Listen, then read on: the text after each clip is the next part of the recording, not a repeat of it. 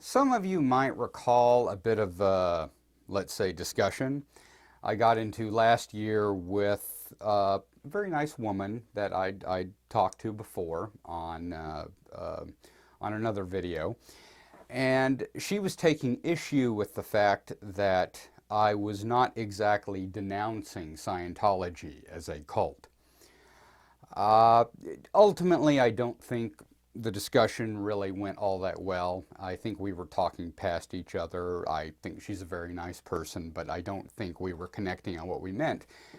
But in retrospect, I also think this might be a really good opportunity to talk about some aspects of omnism that might be not as obvious to people, or at least let's say my approach to omnism, the way I personally look at omnism.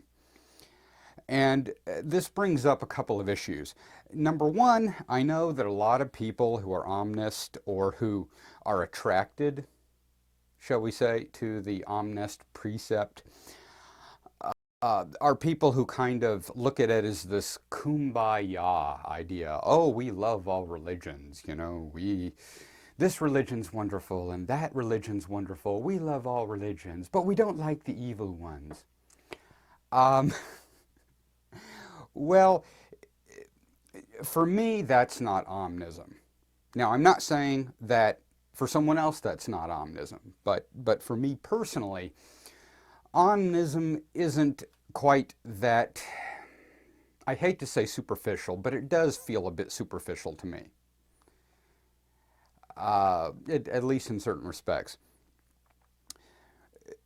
To me, omnism is not merely recognizing that everyone's right in some respect, or they might have a truth in their own respect. It's looking deeper into those religions and finding something that we connect with. And that doesn't mean we connect with the whole religion. I can't think of a single religion I completely connect with, or that I would really completely consider myself to be an adherent to. Uh, Maybe Taoism, maybe certain forms of Buddhism. Uh, a lot of times I sort of feel when people have these opinions, it's because they don't really get that into other religions. They don't really study that much about them. I've met many people who study Buddhism, and they have an extremely simplistic view of Buddhism, which is not necessarily a bad thing. There's a lot of wonderful things we can draw from even a superficial view of Buddhism, without realizing there's a lot of different forms of Buddhism. Are we talking the original Buddhism that began in India? Are we talking about Chan Buddhism that began in China and then went over to Japan and became Zen Buddhism? Are we talking about Tibetan Buddhism? And that's just naming a few. And they have very different ways of looking at things, and beautiful things that I personally think you could take from all three of them. But it's not as simplistic as just, oh, I agree with other religions. I think all religions are wonderful. Uh, to me, there's things that we can take even from a religion we don't necessarily like. I, I, I had personal experiences with Buddhism and Hinduism and a lot of native practices here in the States that drew me to those.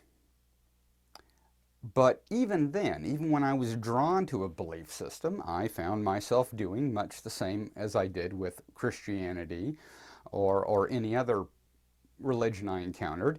I found certain things in them that I connected to, that I thought were powerful and profound and of use to me, and some things that weren't. Theoretically, I guess you could look into, I don't know, the philosophy beyond Nazism during the Third Reich, and you could probably find something positive about it. Uh, would that mean that you were a Nazi, or that you were agreeing with that philosophy? Well, I would certainly hope not. Heaven knows I wouldn't. But to me, it is somewhat superficial to write off a religion because it's a cult, or for any other reason. Uh, you look at a belief system, and to me, what is interesting is what is it about that belief system, that religion, that philosophy, whatever, that attracts people?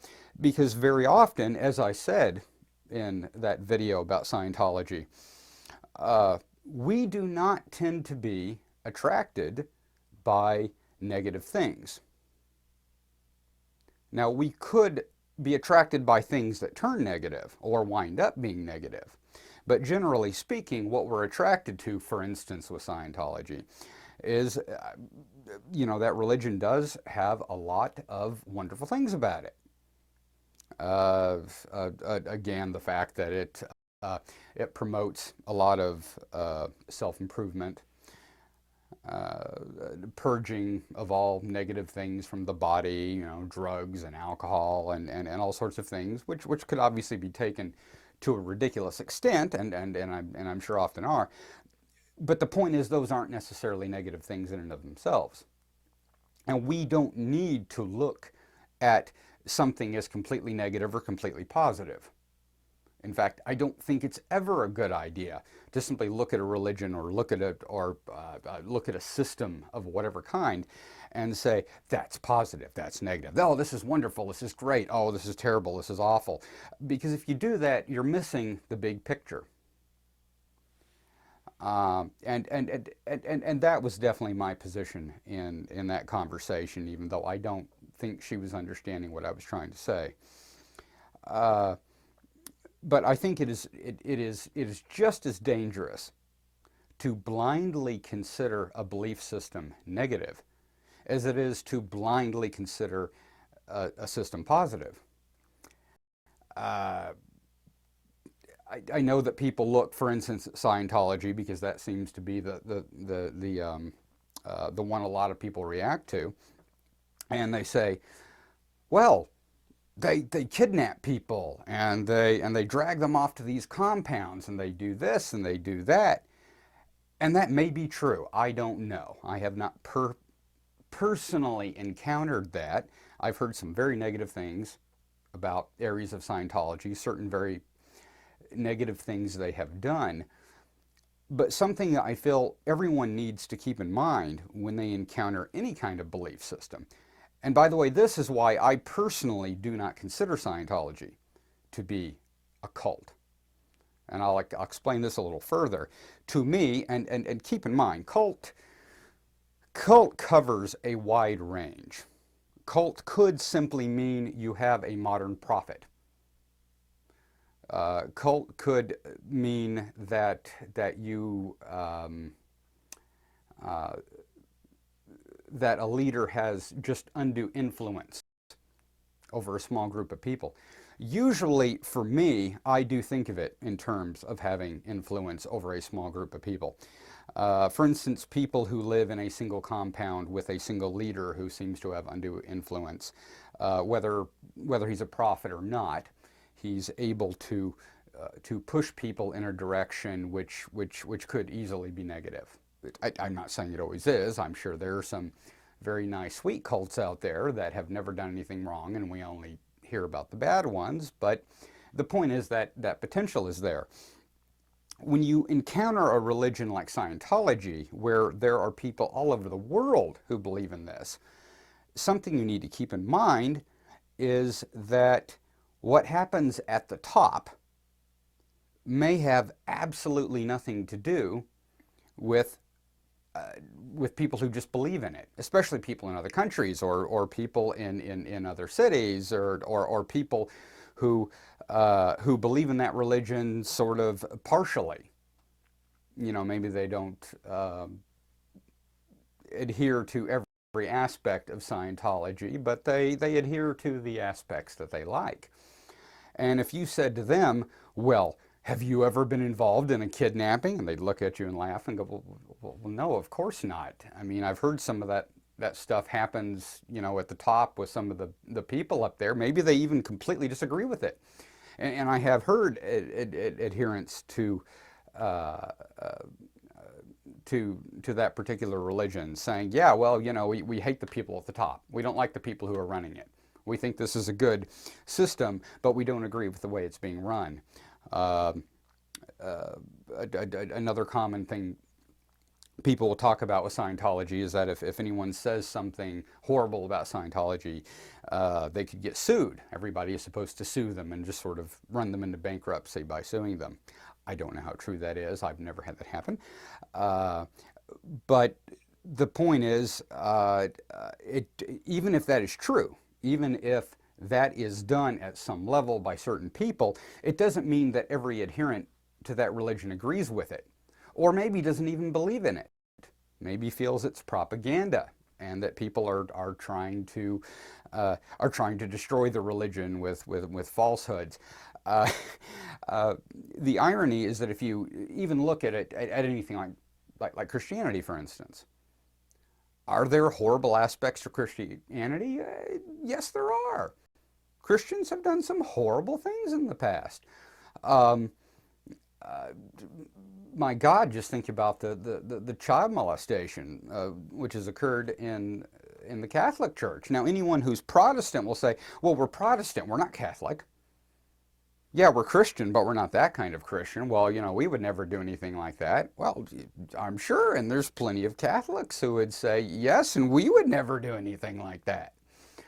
Uh, you know, it's horrible that some priests have done that, but that has nothing to do with Christianity to me. And the problem for me often comes with how much we simplify a religion that either we aren't brought up in or that we don't have enough contact with to understand. I'm sure I've talked about this in the past and how a good question to ask about a religion is, what is that religion? What is Christianity, for instance? This is one that most people are familiar with. What is Christianity? Is it the priest? Does the priest, would a priest's opinion of that religion be what that religion is about? Would the Pope's view of that religion be what that religion was really about? If you if you were an alien and you needed to find out what Christianity was, would you ask the Pope? I mean, there's plenty of average parishioners that would say, oh God, no, no, you wouldn't ask the Pope. Ask me, I'm an actual believer. Right, because the believers are going to, your average believer is going to look at a religion differently than the priests would, or the leaders, the bureaucratic religious leaders, or the monks. How would a monk look at that religion? Think of someone like Thomas Aquinas or Merton, and how very differently they described things. Simply looking at a religion and meeting either someone that you like or don't like from that religion, and or let's say something that you have heard about that religion that was either good or bad, and judging the entire religion by that, it's not a matter of being wrong or right. It's a matter of being incomplete. And this is why, for me, personally, I have chosen to look at religions in a very different way.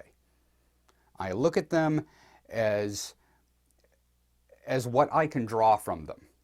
If there's something about them I dislike, I don't follow it. I don't have any interest in it. To me, religions aren't about these groups of people who get to tell you what you can and can't do. I know that that's what a lot of people want from a religion, whether we realize it or not. When you find people who gravitate to highly legalistic religions, they tend to be wanting that. They want someone to tell them exactly what to do and how to do it, and how do I get to heaven? How do I get whatever it is I'm supposed to get from this religion? How do I find peace? How do I find inner peace? How do I meditate? All these different things that you might want from a belief system. General peace of mind, whatever. For me, I'm not looking for someone to tell me who to be and what to do. For me, I'm listening to my inner self, which ultimately I believe is what everyone does do. I think that you could take the most legalistic person in some religion who, is following every single rule, and you'll find he's not following every single rule. Or more precisely, he or she is following those rules in the way they follow the rule, the way they see it, the way they interpret it. I began in a very legalistic Christian denomination that had nothing but rules. Everything was rules. And people seemed to love all the rules, but I did find that they all believed in them a little differently. And ultimately, I found that everyone, even within that denomination, really was a religion unto themselves. And to this day, I honestly believe that it's true of all of us. We all enter into whatever belief system we're interested in. Even all of you out there watching these videos, trying to understand what you're going to take from Omnism, trying to figure out what you're going to take from me. Because there's things I'm going to say that you're going to go, I don't agree with that. That's a bunch of baloney. And there's some stuff you're going to connect to. Because that's who we all are. We are all conscious people trying to understand things. And at the end of the day, I really feel that's the best we've got. And I don't think that's a bad thing. I think each and every one of us gets to look out at the myriad of belief systems, and this is where I think Omnism has a bit of an advantage, if you want to call it that. We do have the open-mindedness to look at just about anything. We at least try, or at least I personally try, I try not to be judgmental of other belief systems, because I know that every belief system in the world has been believed in by humans, right? I mean, as far as we know, all of our religions are believed in by humans. And I think humans go into religions, go into various forms of belief with the best of intentions. And we all gravitate to those things within those belief systems that we agree with. And so I feel, and this is just a feeling, there's no empirical evidence for this, but I feel that most people do have good intentions, and they are going to be gravitating to the right things. Does that mean the right thing will happen? No. Obviously, you have suicide bombers. You have people who take a beautiful religion and turn it into something horrible, or at least they react to something in that religion that winds up being horrible. But you do have to take the good with the bad. That is the world. There virtually isn't a single aspect of religion, of philosophy, of science, of anything that we believe in any way that we can't turn into something bad. But we can also turn it into something really beautiful. So if there's one thing I want you to take away from this video, is simply that I really do want you to, if you see a religion in particular, or a belief system or philosophy or anything that you disagree with, that you dislike, that's fine. Nothing wrong with that. But take a closer look. Find out what is positive about it, because you might learn something from something you would normally discard. And if anything, I really feel that's what Omnism is about, or at least one of the things it's about. Discovering the gold in the middle of something that one might normally consider something pretty horrible, or maybe a cult or something. Maybe later I'll actually do a whole video on cults. For now, I'm the Urban Omnist. As usual, please hit like, subscribe to my channel, all that good stuff. Hit the little bell that's up there now so that you'll know when I put out another video. And it really is good to be back. I'll see you guys later.